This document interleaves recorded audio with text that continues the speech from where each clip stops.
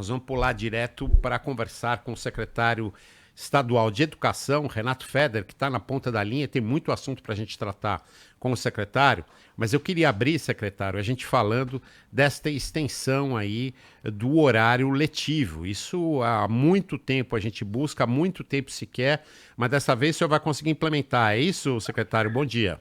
Bom dia a todos os ouvintes da Band, Sabino. Uma alegria, sempre escuto o programa de vocês em deslocamento, uma alegria Opa, muito obrigado.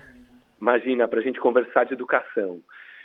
Sobre as escolas de tempo integral, que a gente acredita muito, né? Os alunos na escola que é parcial, eles ficam cerca de 5 horas na escola.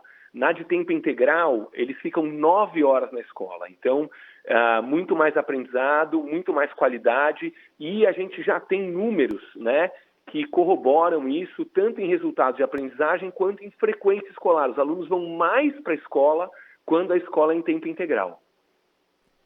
Secretário, hoje quantas escolas oferecem o ensino em horário integral em São Paulo? E agora a PPP Novas Escolas está visando ampliar o período integral com 33 novas escolas. Para quais períodos? Para qual idade dos alunos? Tá bom. Então vamos lá. No total, né, para os ouvintes conhecerem um pouquinho da rede estadual aqui do nosso estado de São Paulo, nós temos 5.100 escolas no total. Tá? Dessas, quase metade já são em tempo integral. 2.300 escolas são em tempo integral. A grande novidade é que a gente está fazendo essa parceria agora com 33 escolas nessas escolas, o que tem de diferente, o que tem de especial? Os professores, o diretor da escola, eles vão focar na parte pedagógica.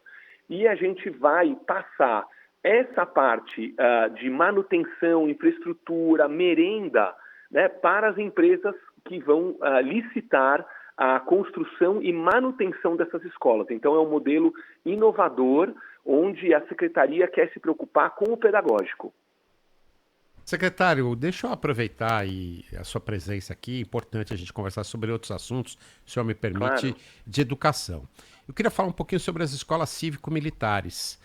Há uma reportagem hoje no Jornal de São Paulo dizendo que haverá algumas exigências, como, por exemplo, o uniforme militar, bater continência, não vai poder ter tatuagem, não vai poder usar piercing, alargador e tal. Pode namorar. Não pode namorar. Tudo isso é verdade ou não, secretário?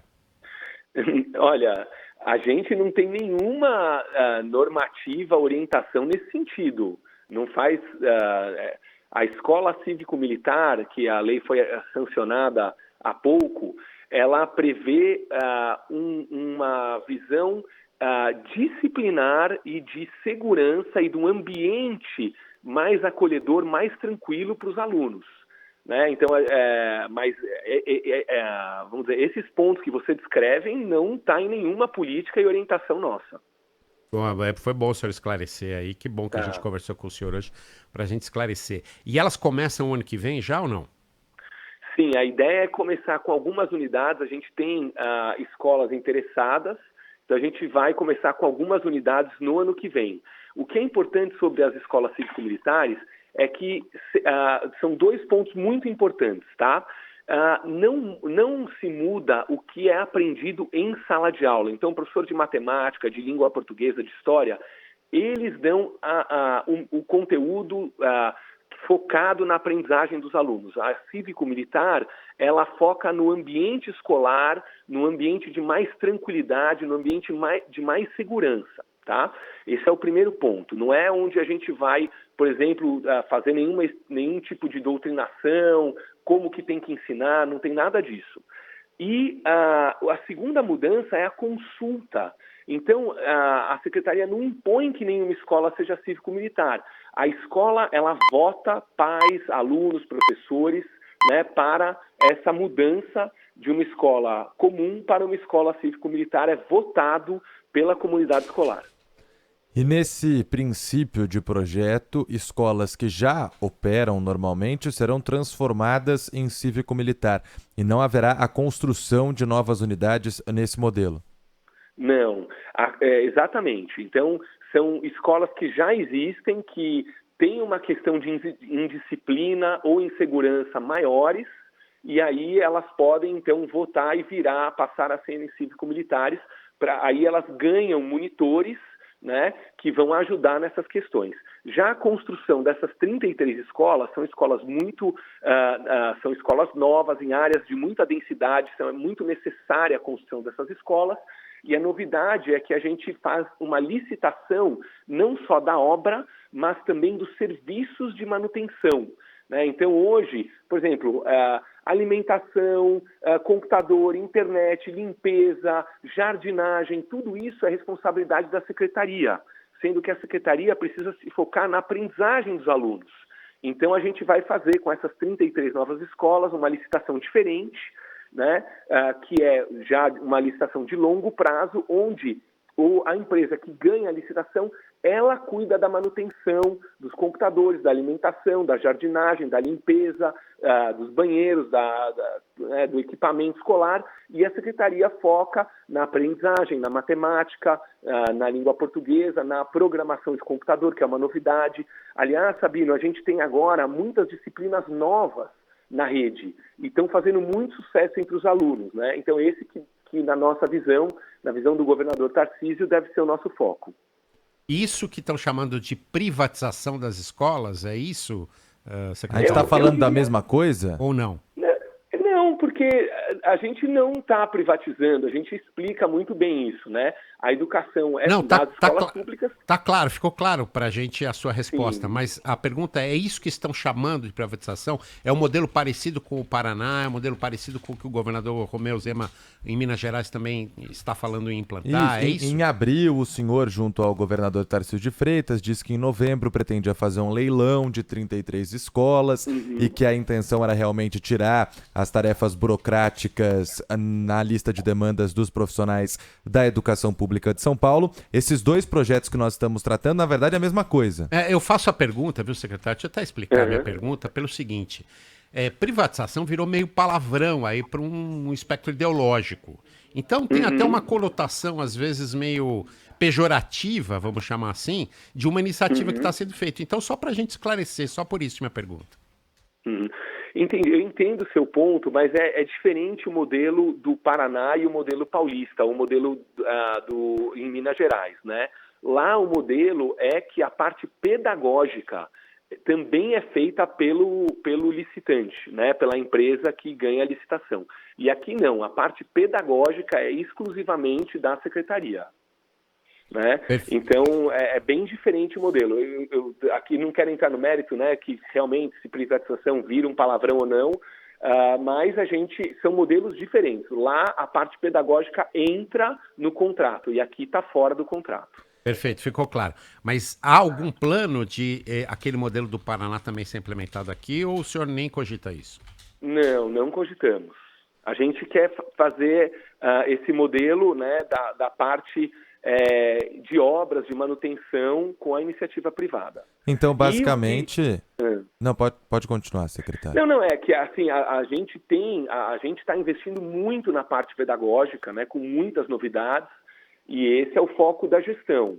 Né? Então, por exemplo, a gente, com as novidades que a gente lançou agora em 2024, a gente está com, olha esse número, 150 mil alunos a mais na escola todo dia.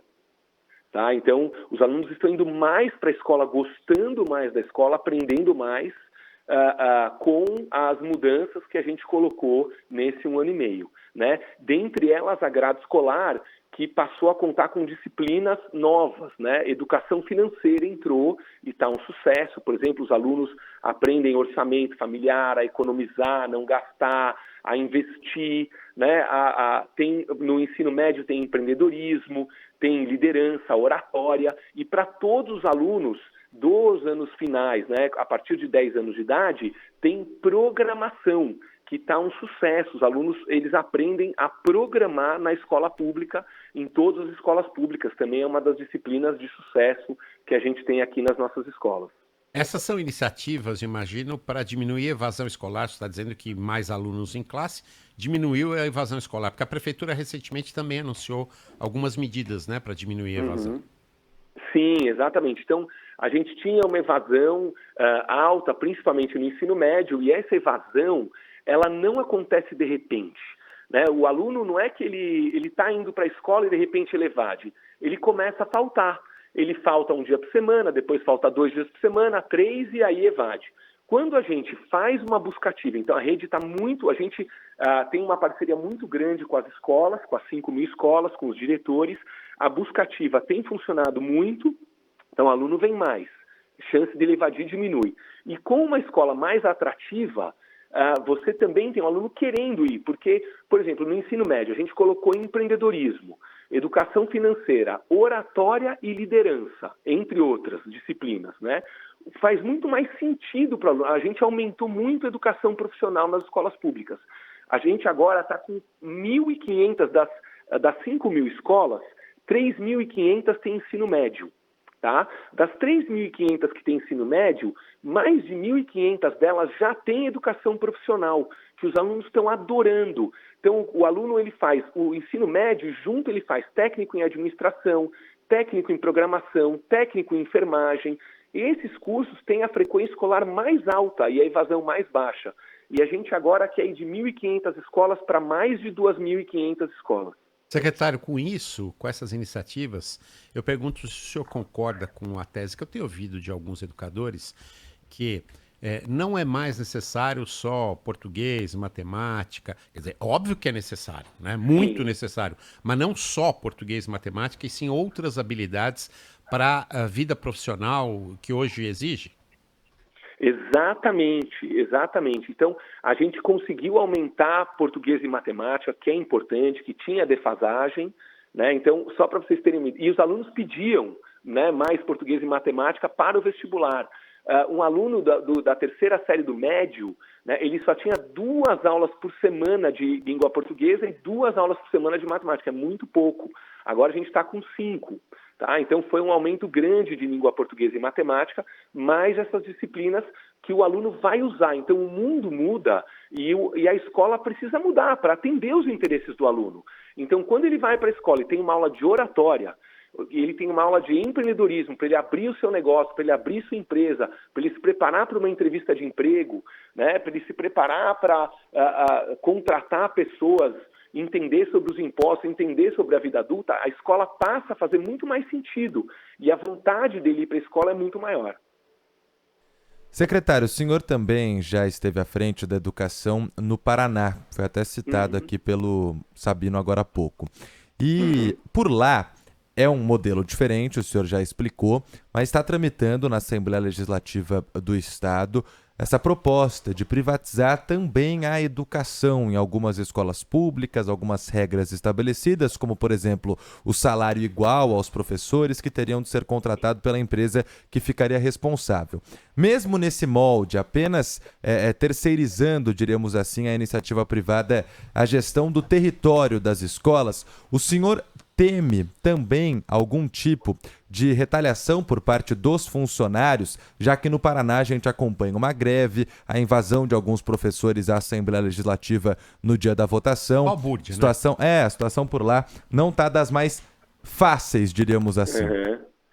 Sim, olha, aqui a gente tem uma... Muito boa a tua pergunta para o nosso ouvinte conhecer um pouquinho de como é a dinâmica da rede pública, né? Principalmente aqui em São Paulo. Qual que é um dos grandes problemas brasileiros?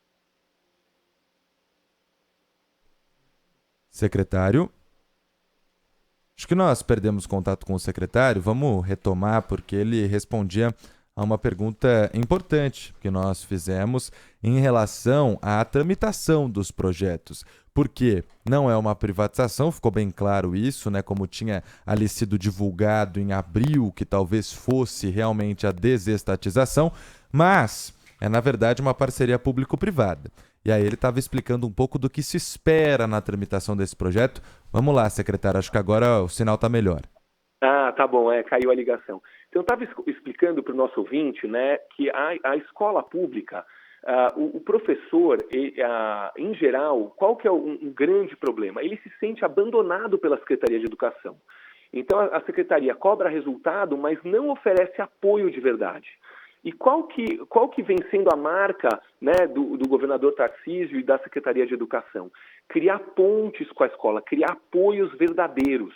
né? Na parte de formação, na parte de material, na grade escolar, nos psicólogos, na parte dos vigilantes. Então, na parte de tecnologia, a gente tem criado muito apoio, muita ponte com a escola, né? Hoje, uma escola, um professor, ele se sente muito mais apoiado. A aula, a gente ajuda ele na qualidade da aula, a gente ajuda ele na formação, a gente ajuda a escola com verbas. O diretor está muito mais apoiado, está muito mais próximo, os encontros com os diretores, com os professores, a formação é muito mais próxima, concurso público para professor, mais tempo e tranquilidade para ele preparar as aulas. Então, em São Paulo, a situação, né, você perguntou se há um risco de um clima ruim aqui. A gente não vê esse risco, tá? Porque a gente enxerga os professores como pessoas que a gente precisa apoiar. Eles são muito bons, os nossos professores da nossa rede, têm se mostrado muito comprometidos com a aprendizagem. O fato dos alunos irem mais à escola é mérito dos diretores, dos professores, que estão transformando a Escola Paulista em mais atrativa. E a gente precisa apoiar esses professores cada vez mais, criar pontes com as escolas. Isso tem sido feito e a gente encontra um clima favorável, né? E a rede entende. Então, numa visão ampla, a gente tem um clima favorável na rede, né? Onde a gente precisa sempre pensar como apoiar os nossos professores, nossas professoras, que estão nas nossas 645 municípios, nas nossas 5.000 escolas. E no caso específico, né, dessas 33 escolas que vão ser construídas, está muito claro para a rede que é uma questão de administrativo, uma questão de apoio, de manutenção predial, né, que a parte pedagógica, a rede tem condições e vai dar conta de melhorar a aprendizagem dos nossos estudantes. Secretário, para a gente finalizar, durante a pandemia, acompanhamos de perto aqui a situação da educação, que foi talvez o setor, a área mais afetada pelo isolamento social necessário naquele período. E a tecnologia se mostrou muito aquém do esperado. Alunos da rede pública, tanto das municipais, também da estadual, não tinham acesso a um celular, a um computador, a uma Smart TV para acompanhar as aulas. No começo do ano, no ano passado, uma das grandes polêmicas que girou em torno da Secretaria da Educação foi uma ideia que depois foi repensada de transformar a educação estadual em São Paulo em 100% digital. Esse processo de digitalização agora será híbrido, diríamos assim, um pouco em papel, um pouco digital. Queria perguntar ao senhor em que pé está a digitalização do ensino por aqui e quais são os desafios que estão sendo encontrados. Tá. Olha, eu diria que esse ano a gente está de uma maneira onde a tecnologia, né, com os livros, eles estão funcionando bem melhor. E a gente tem caminhado com as duas áreas conversando muito bem. Então, para o nosso ouvinte, é importante tecnologia? É. Mas a vida escolar é só tecnologia? Não. Então, essas duas áreas têm que caminhar juntas e conversando. Então, se um ouvinte é pai de um aluno ou conhece um aluno da rede pública, né, ele vai encontrar, por exemplo, os livros impressos, tá? Livros, cadernos, né, e em posse do estudante. Quando o estudante vai à escola, o professor tem também um material digital que é espelhado ao livro do aluno. Então, isso é muito importante. As aulas digitais estão com muito sucesso, né? Os professores usam, gostam, reportam. A gente tem assim, índices de mais de 90% dos professores usando os nossos materiais digitais, que são construídos juntos com a rede. Então, uma típica aula hoje tem itens de tecnologia. Então, quais são esses itens?